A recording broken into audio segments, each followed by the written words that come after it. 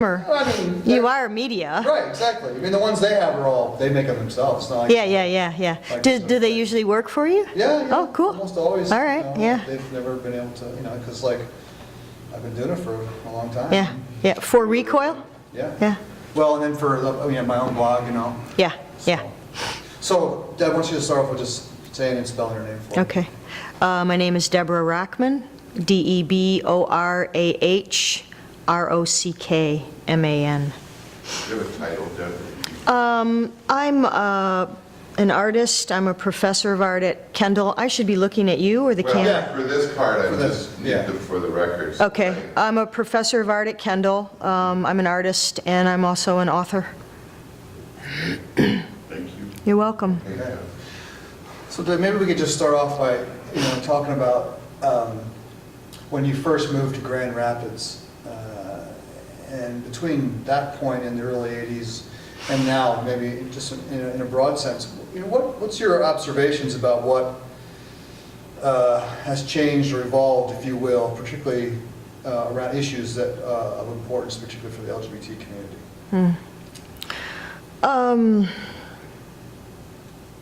There has been change. It's been painfully slow, and I would say that my involvement in the LGBT community has been more of like a social involvement. That my primary activities have been more around just the general women's community, because it feels like that was a place that we needed to start before we were going to ever make any progress in terms of acknowledging the rights of the LGBTQ community.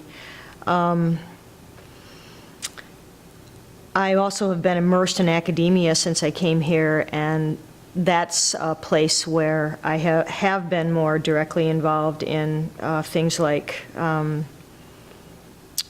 domestic partner benefits, which, as you all know, remains illegal in the state of Michigan. We fought that battle a few different times over the years. I remember when Grand Valley first decided that they were going to offer domestic partner benefits, and then I believe what happened was that major funders, conservative funders in the city, stepped forward as the old president was preparing to leave. He was the one that put that information out there. And as the new president was coming in, major donors came forward and said, if you do that, we'll pull our funding for the university. And so it stalled. Kendall was sort of following Ferris's lead because we merged with them many years ago. And so I'm really excited by the fact that the university communities in the state have found a way, apparently, to get around the law by offering other eligible adult benefits that has no gender specificity. Although my understanding is that our Republican representative from, I don't recall his name, from somewhere around Grand Rapids. Agema. Yes, Agema, is attempting to file lawsuits against all the academic institutions who are finding a way around the absurd law. I used to be a speaker, a representative of the LGBTQ community at different institutions around the city, Aquinas, Grand Valley, Kendall, other places.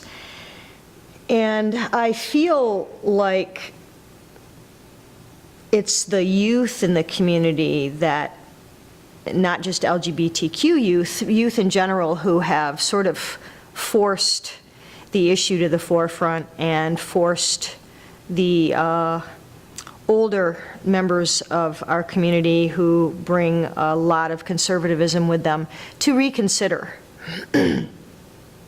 Have I seen any major change? No. I think that we're at this point, this crux, where there is still a generation that might be the generation of my parents or my grandparents, who sort of hang on to power in this area. And I believe when members of that generation pass on, that we are going to have a golden opportunity to really change the environment in Grand Rapids for LGBTQ people. You know, it's just a matter of time. So my involvement has been sort of peripheral, and more through academia and the way that I get to influence and interact with students on a day-to-day basis. That's where I feel like I've had the most impact. I've had students who will be in class and make a derogatory comment about gay people, lesbians, transgendered people, you know, take your pick. And as a lesbian woman, I've had an opportunity to very carefully navigate that territory in a group or a room full of students by, first of all, I've never been closeted at Kendall, ever, but I also haven't walked around with signs and announced myself. But those were opportunities where I felt like I had an obligation to stand up and say, and ask these students to please repeat what they said. What did I hear you correctly? And then out myself to them, inform them that I am a lesbian, and then have a discussion with the class about how people feel about what was said, and give the student who said what they said an opportunity to explain themselves, talk about what they intended, what they didn't intend, and just turn it into a teaching opportunity. And I feel like that's a loaded situation where I could have either made things much, much worse by how I handled it, or taken the opportunity to educate. And I feel like for the most part, I've done fairly well at taking the opportunity to educate and say, look, you know, you and I have worked together for months. I think we have a good relationship. You may or may not have known that I was a lesbian, but that kind of language is not acceptable in my classroom, and this is why. And then off we go. I also let it go when it's done and move back into whatever it is we were doing. So I think that's where I've seen the greatest amount of change and have been most involved with facilitating change is through my role and my position at Kendall. And I think there's a lot to be said about that kind of one-on-one interaction in terms of creating change and creating spaces where people feel safe, Yes. where people feel challenged, where you know, we can sort of personalize those kinds of dynamics. I mean, what have you seen that's happened in kind of like, in terms of like creating spaces in Grand Rapids, particularly for the LGBT community, around kind of, even in a cultural sense, places that people feel like they can go, be safe, be themselves, even explore more who they are, what that means in the society. I mean, you know, have you noticed any kind of change? Well, I know that the network was formed, which was or is a resource for LGBTQ. It seems like the network is a place that primarily gay men take advantage of. I wouldn't say exclusively, but sometimes that just sort of happens. I also am aware of, I'm not sure if it's still happening, Windfire, which was an organization for gay youth to go and talk about their experiences and their struggles and get support from older, more established gay men and lesbian women. And of course, when I first came to Grand Rapids, it was gay men and lesbian women, and there was not, bisexuality was not incorporated into the language or the support system. Transgendered wasn't considered. And the Q, frankly, is a new letter to me in the whole series of letters from the alphabet. I'm assuming it means queer, and I'm not totally sure what its meaning is in the context of LGBT. Can you tell me that? I'm not sure I understand either, but from folks I know who identify themselves as queer, one of the things that they make a distinction is, and this is maybe leads into the next question, is that folks who identify themselves as queer more come at it from the point of view of their identity that's more kind of oriented towards liberation as opposed to assimilation. Okay, yeah. And as I've been saying with other folks I've interviewed, I read Vicki Eckler's recent book called Queer America, which is sort of a people's history of queer America. And she's sort of pointing out that there's always been kind of this historical tension between folks in the LGBT community who are more interested in just trying to assimilate into American society, and those who are saying, like, no, we don't want to don't put us in a box, don't Right. try to narrow our identity, Right. confine us. We're really interested in liberation and seeing the intersectionality of issues. You know? And I know, having known you for years, that also calling yourself a feminist and having a very strong sort of feminist critique of things. I mean, how important do you think that is, particularly, not just within the gay community, but within the LGBT community as a whole, to sort of not see this just only as like an issue about sexual orientation, and it's much bigger than that? Well, that's part of the I think the cultural problem is that the labeling that the culture places on us is a sexual label. And so what happens, I think, is that our sexuality, anyone's sexuality, is just a piece of the pie of who they are as a human being. For some people, their sexuality is a much bigger piece of the pie, and for others, it's a very small piece of the pie. But the labels, because they're sexually based labels, I think really reinforce in the minds of those who are ignorant or fearful about what it means to be gay or lesbian or bisexual or transgendered. It just reinforces for them and sort of supports the notion that we get defined as just purely sexual creatures. And of course that just feeds the fear and ignorance that, my primary goal is, tongue-in-cheek of course, is to, not finding the word I want, I want to make sure that every young woman I have contact with becomes a lesbian, which is absolutely ridiculous. So the labels in and of themselves are somewhat problematic. However, we keep searching for new terminology. Even the desire by gays and lesbians to have equal rights in marriage, I have no desire to echo heterosexual marriage, and the argument that we're somehow going to be responsible for tearing down the institution of marriage is absolutely absurd when you look at the current state of the institution of marriage and how many marriages lead to divorce percentage-wise, and on and on and on. Feminism, to me, again, that's seen such a major shift over time. I was, of course, I would consider myself to have been a second-wave feminist, fairly young in the 60s, but feminism initially rejected lesbian women as sort of causing problems for the feminist community to be widely accepted. And of course, how one identified as a lesbian in the 60s was different than how one is able to identify as a lesbian today. I think historically, lesbians may have aligned themselves with a certain vision of what a lesbian is supposed to look like, act like, be like, and so on and so forth. And I've never really identified with that, and that also ties into the whole discussion of butch and femme and role-playing, which some lesbians identify with very strongly, and I don't identify with at all. To me, that's a narrowing label. Am I butch? No. Am I femme? No. Do I have masculine and feminine qualities? Absolutely. Doesn't everybody?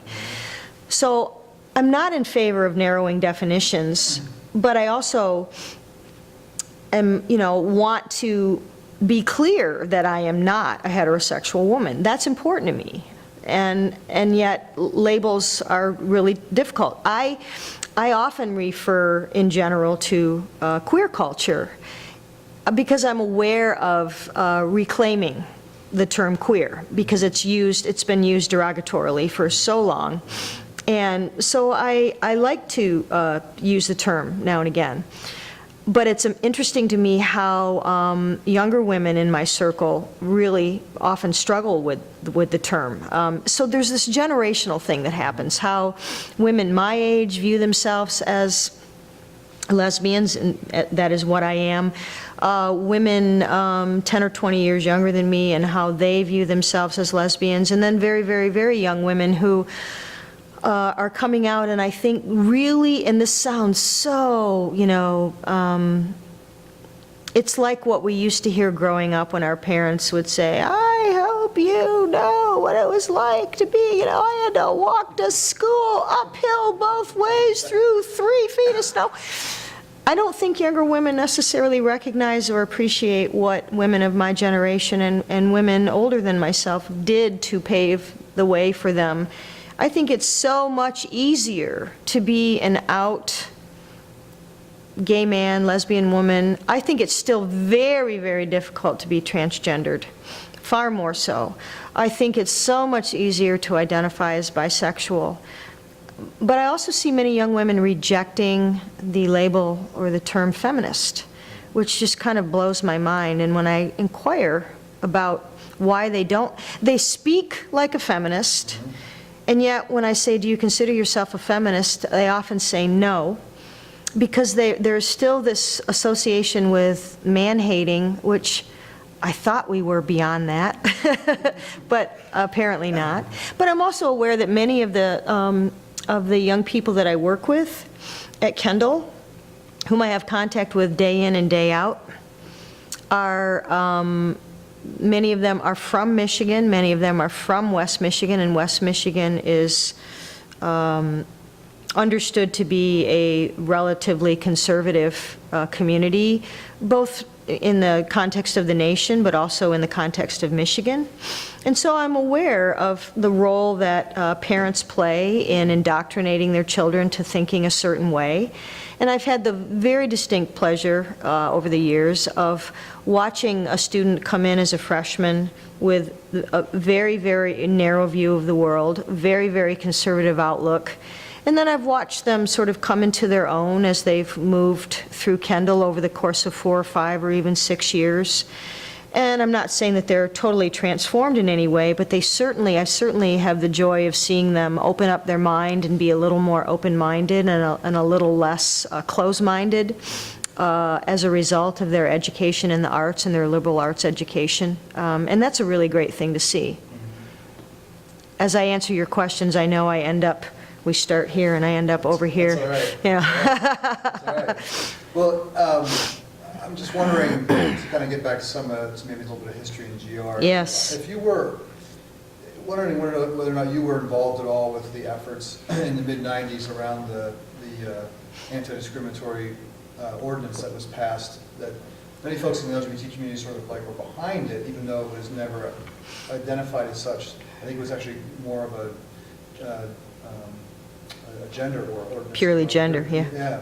Were you involved in that? And if you were, if you could, speak. I'm trying to remember. Okay. Was I? Because you were there. Yeah, I went to a lot of the hearings and so forth, I remember, but. I know I was involved with the Women's Action Coalition, Right. And I think we were, in general, more engaged with, feminist protests and Take Back the Night activities and things like that. Right. To tell you the truth, I don't recall being directly involved with the non-discriminatory activities in Grand Rapids at that time. I think part of what happened is that being involved in academia in a small institution is like major overload, and that's primarily what I've done. So I'm sorry, I don't recall being involved in that directly, Jeff. You also mentioned, you acknowledging that we live in this, interesting dynamic in West Michigan, and sort of this very kind of reactionary right, religious right in particular, which is not quiet about or shy about our, responding to any kind of liberatory struggles, both, politically and economically by financing ballot initiatives. Yes. Trying to suppress those kinds of things. I'm wondering what. Ballot initiatives across the nation. Right, exactly. So I'm just wondering if you have any thoughts about that, or if it has in any way at all manifested in ways that directly affect you and the work you do both as a professor, but also as an artist in this community.